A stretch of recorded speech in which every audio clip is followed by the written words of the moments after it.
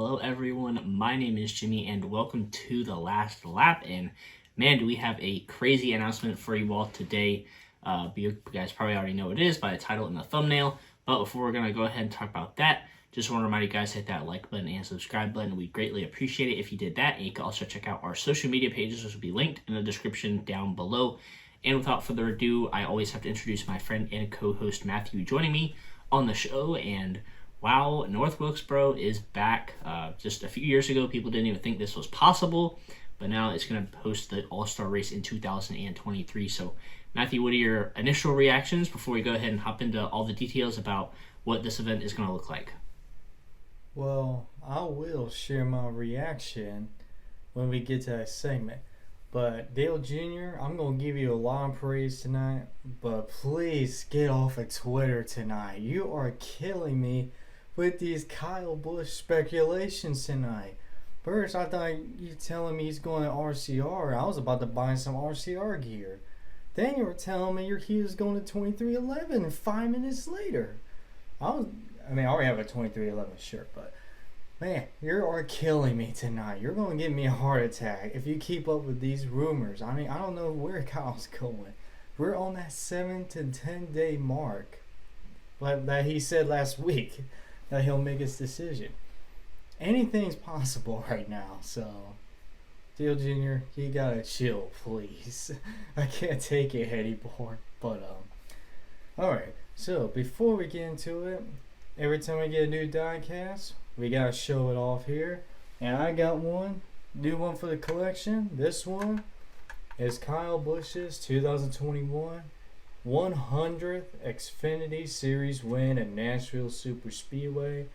Of course, this one is special because obviously it is win number 100 and is in the regular M&M scheme on a Toyota Supra with a different number. And it kind of looks weird, especially when you compare it to some of the other ones behind me with the same scheme. But this one is special. Of course, I was at Nashville last year for the inaugural race, but I was not for the Xfinity race. I was only for the Cup race. But I did watch the Xfinity race and that finish with him winning at this country music restaurant bar or something like that in downtown Nashville. So that's how I remember that one. So yeah, this is amazing. Amazing one to have. I'm a little slow on collecting right now because I got a lot of things going on, but yeah, this is a special one. Now let's get to our regularly scheduled program. Alright, so yeah, as we're recording this, we're right in the middle of this Twitter war that's going on around like Dale Jr. and NASCAR reporters and Kyle Busch and all kinds of people going on, so I'm constantly checking my computer to see if anything changes. And Kyle Busch commented on the post Dale Jr. said. He just commented, he said the High Rock must be flowing tonight. So I guess that is true. Jr. might not want to be tweeting and having some of his High Rock right now, but I also did get a new diecast, and I did figure out where it came from. It's actually a really late birthday present because I think it was a pre-order, but I got a next-gen diecast right here. It's just the standard Hendrick test car. It was just a birthday present. I didn't ask for it, and it just showed up a few days ago. So cool to finally have a next-gen diecast in hand. Can't wait to have some race versions of that eventually, but very cool to have the initial next-gen diecast in the collection. But yeah, let's go ahead and talk about the announcement. North Wilkesboro coming back. So it is the first race back at North Wilkesboro since 1996. That's before both of us were born, which is a very long time ago. The surface has not been repaved since 1981, and they plan on racing on that exact surface. So it's going to be awesome. Tires are going to be eaten up like crazy. Should provide a lot of good racing there. But the track does have a lot of work that needs to be done between now and May. They need to install safer barriers around the racetrack. If they're going to do some stuff at night, they need lighting, permanent lighting, because they just have temporary lighting there. They have to add more seats possibly, because I think the expected capacity right now is like 15 or 18,000 or something like that. So they need to add more seats, do all that kind of stuff. Plumbing, parking, all kinds of stuff needs to get done. But the official race date is May 21st, 2023, which is a Sunday. So yeah, Speedway Motorsports mentioned the like how this all pretty much got going is that this year Speedway Motorsports was going to do some asphalt racing, and they already did that. They were going to do modified racing, late models, all kinds of stuff, which just finished up. And Dale Jr. ran the super late model race a few weeks ago. And then they were going to mention tearing the surface up and replacing it with dirt, and then doing some dirt racing over, I guess, the fall/winter, and then in the spring, completely repaving the track, and then maybe by 2024, NASCAR could do something with the racetrack. But based on how well everything did over the summer, the late model race was absolutely amazing. I wasn't there in person, but everybody said it was a fantastic event there at the track. So they were like, well, let's just keep the surface as it is and go racing there next year in NASCAR. So that's what happened. And this is awesome for the sport of NASCAR to go back to North Wilkesboro, especially next year, because it's the 75th anniversary of NASCAR, and going back to such a historic racetrack like North Wilkesboro really brings that like 75th anniversary vibe together, especially for just like an all-star race with like 20 cars or so in the field. I think it's a perfect introduction back into North Wilkesboro as well. And they might have like a truck race or something going on that weekend too, since it's like a 3-day schedule, the 21st through the 23rd. So maybe there's a truck race in there or something like that. And it's the perfect introduction to get North Wilkesboro back on the NASCAR schedule. And it kind of gives me, I don't know how many of you guys watch baseball, but a few years ago they did this Field of Dreams thing where they went to and did this like historic baseball field in the middle of like a corn maze and everything. It's kind of like that, but like NASCAR's own twist on it. They're going back to something historic, a racetrack that was on the schedule for a really long time. So I really like that feel. And it's the perfect balance of, you know, adding new stuff like the Chicago Street Course next year, and then also bringing back an old track like North Wilkesboro. So I think it's absolutely fantastic. And this finally breaks the trend of like a weird, well, hopefully it breaks the trend of weird all-star race formats. I'll never forget the one 2 years ago. That was an absolute disaster.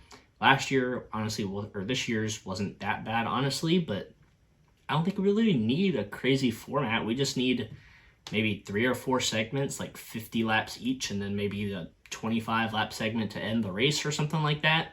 I did kind of like how this year, if you won a stage, you got to start up front for the final stage. I like that. Maybe they should keep that rule, maybe. I don't know, but we're not going to need any crazy format for a short track race at North Wilkesboro, the return to the track. Just something nice and simple, 3 or 4 stages, 50 laps each or something like that. But yeah, that's pretty much all my thoughts for it. Both of us are very eager about this, and both of us might be trying to go to this race next year. So hopefully that could all work out. But Matthew, how's it feel to have NASCAR back at North Wilkesboro for an all-star race next year? Man, where do I start? This is I think no one saw this one coming. I know it was leaking out last night before the actual announcement, but before last night, no one saw this coming. I mean, we were predicting NASCAR could potentially go there back to North Wilkesboro, but it wasn't going to be the Cup Series. We thought it was going to be like the ARCA Series or the Truck Series, maybe the Xfinity Series. But man, the Cup Series right off the bat is going back to one of the most iconic short tracks in the country. This track has had so much history in NASCAR. And well, for myself, I wasn't born when they were racing there. I didn't have like a big connection with it like a lot of people do. Like I didn't go to the races there. I never seen the track before.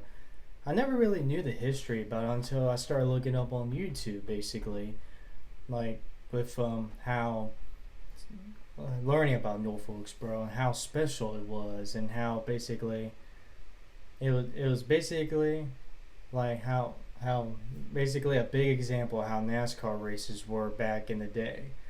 And of course, we all know Texas Motor Speedway took those Wilkesboro dates away, and it's pretty ironic because who's getting the date from which date North Wilkesboro's getting? Texas Motor Speedway.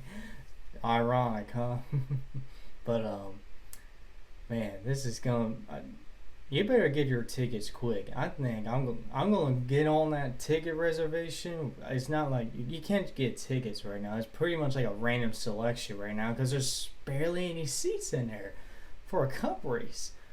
I mean, this is the first time in a long time that I think it's hard to get a Cup Series ticket for a race. I mean, we've seen new tracks lately, like Circuit Americas, the LA Coliseum, um, Gateway. I mean, it took them a long time to either sell out or there was still you still have plenty of room. I mean, it was up to you if you wanted to travel down there or not. This race, it's gonna sell out so quick. It's gonna sell out like in 2 weeks basically. So, or maybe even a week. Who knows? So it's gonna be a challenge to get a ticket for this race. I can feel it, but hey, we're gonna try. And if one of us wins, sweet. If both of us lose, it is what it is. But we tried. But this is gonna be awesome.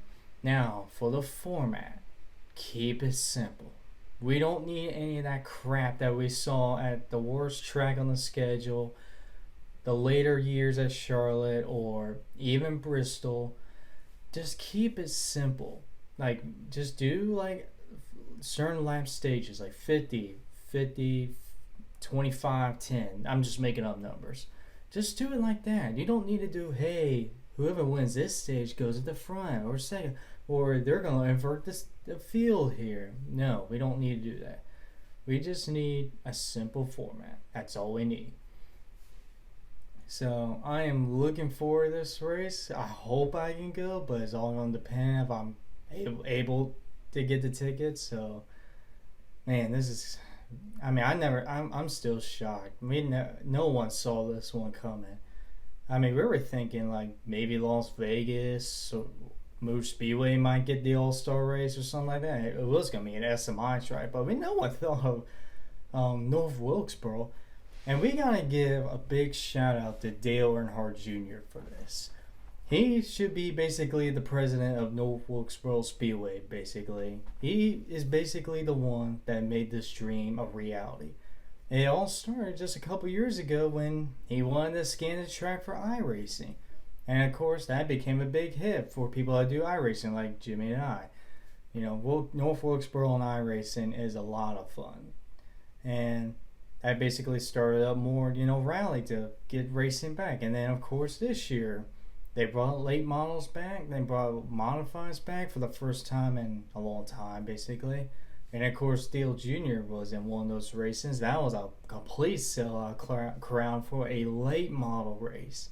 Not a cup race, a late model. Just a local late model race. With Dale Jr. in it, and it's sold out, no problem. So, this is going to be a big hit here.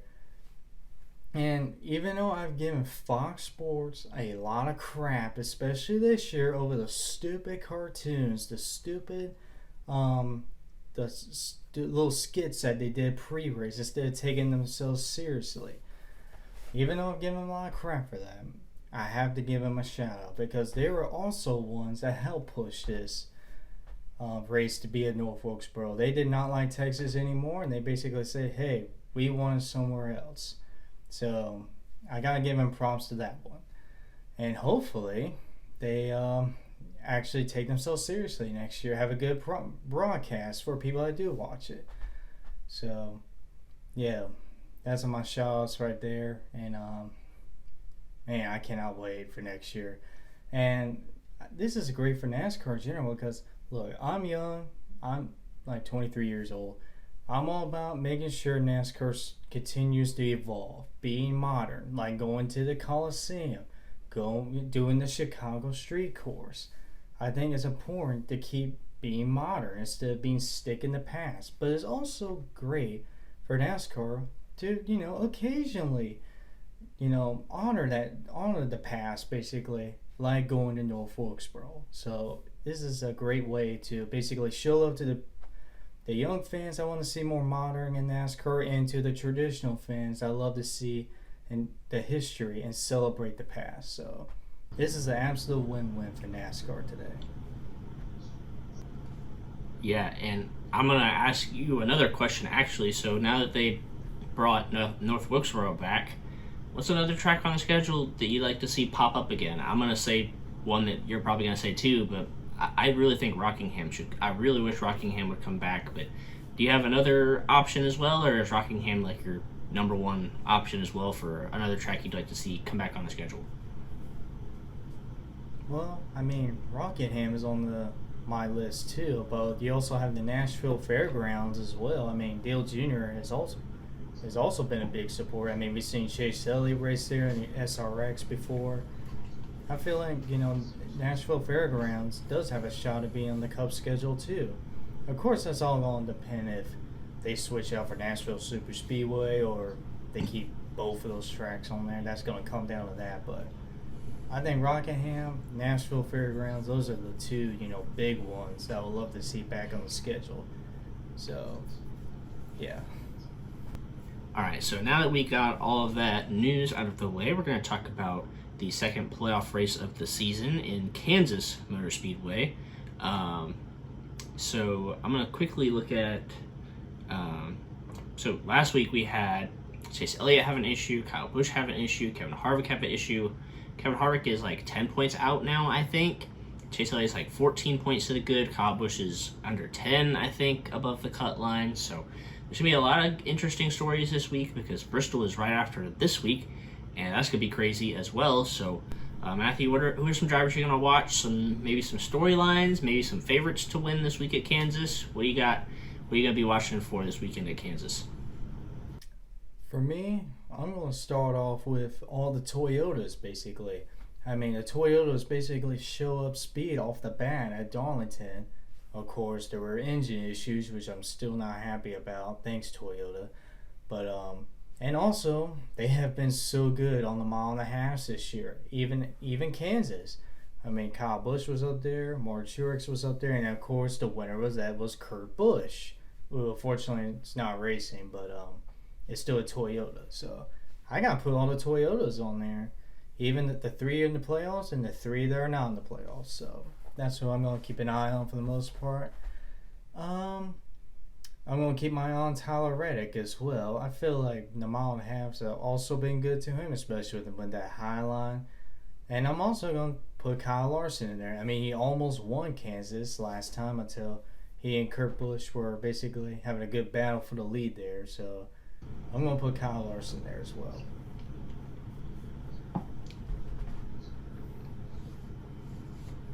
Yeah, I pretty much have to agree with you about watching the Toyotas to see if they can bounce back after having such good speed at Darlington and having a Toyota win this race in the spring.